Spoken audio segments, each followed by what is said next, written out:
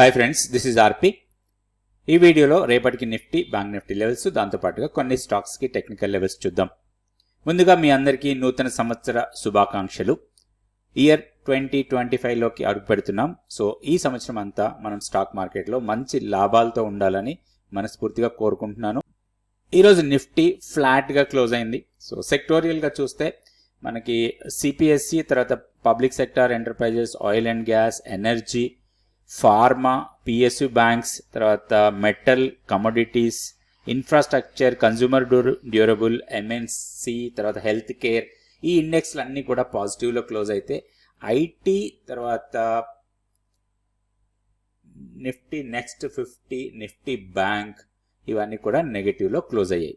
So ఓవరాల్గా చూస్తే market breadth positive ఉంది, బట్ ఫ్లాట్ క్లోజింగ్ ఉంది మన నిఫ్టీలో.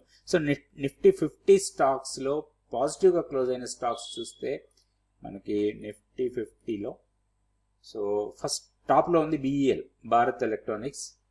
సో 8.25 రూపీస్ పెరిగింది, 2.9%. తర్వాత ONGC, Kotak bank, Trent, coal India, ITC, Tata consumer products, UltraTech cement, Adani ports, ఇవన్నీ పాజిటివ్గా ఉంటాయి. నెగిటివ్గా క్లోజ్ అయిన స్టాక్స్లో టాప్లో ఉంది అదానీ ఎంటర్ప్రైజెస్, తర్వాత tech Mahindra, TCS, Infosys, Shriram finance, ICICI bank, SBI life, ఇవన్నీ కూడా నెగిటివ్గా క్లోజ్ అయ్యాయి. మనం ఫస్ట్ నిఫ్టీకి డైలీ క్యాండిల్స్టిక్ చార్ట్ ఇది. సో ఈరోజు 23,644 దగ్గర క్లోజ్ అయింది. సో మనం ఇంట్రాడే చూస్తే వొలటైల్గా ఉంది, బాగా లోయర్ లెవెల్కి వెళ్ళింది, అక్కడి నుంచి రికవరీ వచ్చింది. ఈరోజు లో చూస్తే మనకి 23,460. సో 23,500 మనకి సపోర్ట్ ప్రైస్ అనుకున్నాం. దానికన్నా కిందకి వెళ్తే 23,300 అండ్ 23,200 లెవెల్స్ దగ్గరే సపోర్ట్ ఉంది. బట్ ఇంట్రాడే లెవెల్స్ డిఫరెంట్గా ఉంటాయి. ఇంట్రాడేలో సో 500 కన్నా కిందకి వెళ్ళినా కానీ క్లోజింగ్ వచ్చేసరికి మనకి 23,645 దగ్గర క్లోజ్ అయింది.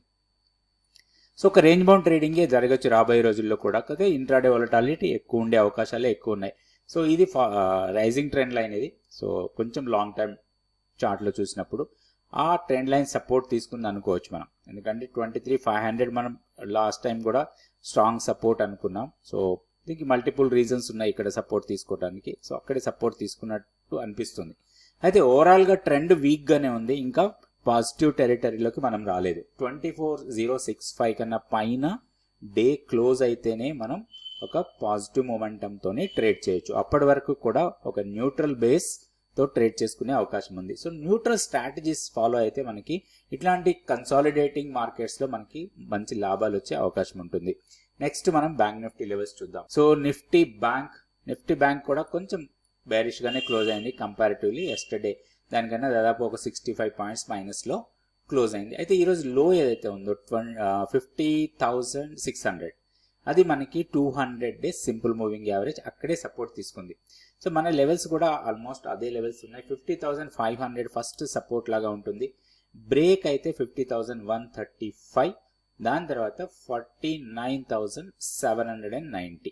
ఈ లెవెల్స్ మనకి సపోర్ట్ లెవెల్స్ లాగా ఉంటాయి.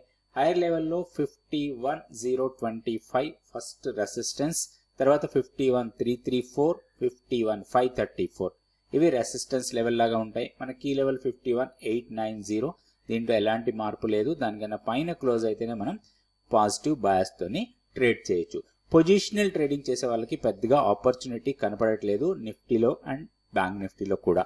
సో కాబట్టి పొజిషనల్గా మనం ఎలాంటి ట్రేడ్స్ క్యారీ ఫార్వర్డ్ చేయకుండా ఉంటేనే బెటర్ అనిపిస్తుంది. ఇండెక్స్లో స్టాక్ స్పెసిఫిక్ యాక్షన్ చాలా బాగుంది. సో మనకి స్టాక్స్ సెలెక్ట్ చేసుకొని వాటిలో ట్రేడ్ చేసుకోవచ్చు.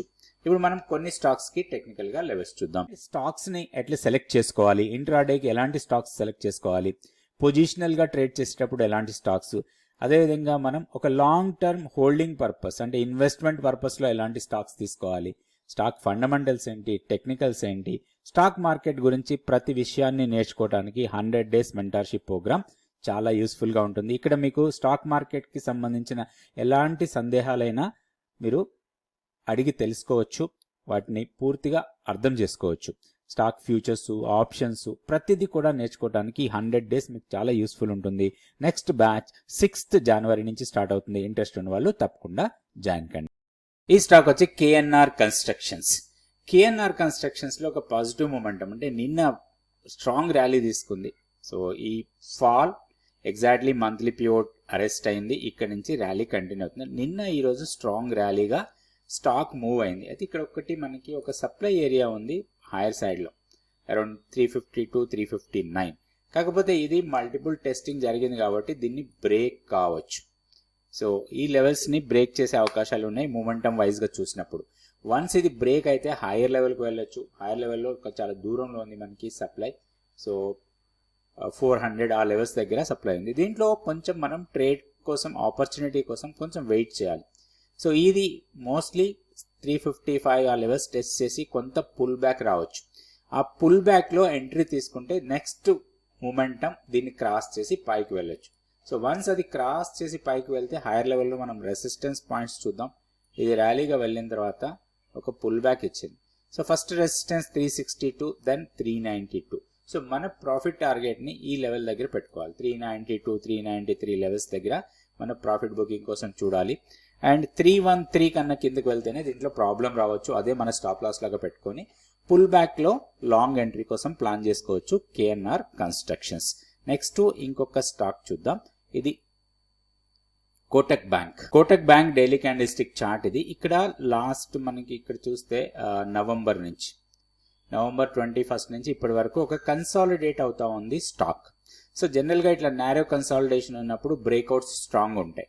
సో స్టాక్ని కొంచెం మానిటర్ చేయాలి. హైయర్ లెవెల్ బ్రేక్అవుట్ ఇస్తే మాత్రం ఒక మొమెంటమ్ స్ట్రాంగ్ ఉండొచ్చు స్టాక్లో. 1810 కన్నా పైకి వెళ్తే దీంట్లో ఒక లాంగ్ ఎంట్రీ తీసుకోవచ్చు. ఒక బ్రేక్అవుట్ ట్రేడ్ లాగా దీంట్లో మనం ప్లాన్ చేసుకోవచ్చు. వన్స్ బ్రేక్అవుట్ వస్తే నెక్స్ట్ మనకి సప్లై వరకు వెళ్ళడానికి అవకాశాలు ఉన్నాయి. సో ఇది మనం సప్లై లెవెల్ అనుకోవచ్చు 1890 నుంచి 1910. సో ఇక్కడ 20 రూపీస్ జోన్ ఇది. సో ఈ లెవెల్ని టెస్ట్ చేసే అవకాశాలు ఉంటాయి వన్స్ బ్రేక్అవుట్ ఇస్తే. అయితే స్ట్రిక్ట్గా స్టాప్ లాస్ పెట్టుకొని బ్రేక్అవుట్ ట్రేడ్ కోసమే దీంట్లో ప్లాన్ చేయొచ్చు. ఇది కోటక్ బ్యాంక్. రేపటి వీడియోలో మళ్ళీ 2 stocks Nifty, bank Nifty levels చూద్దాం. Thank you so much for watching this video.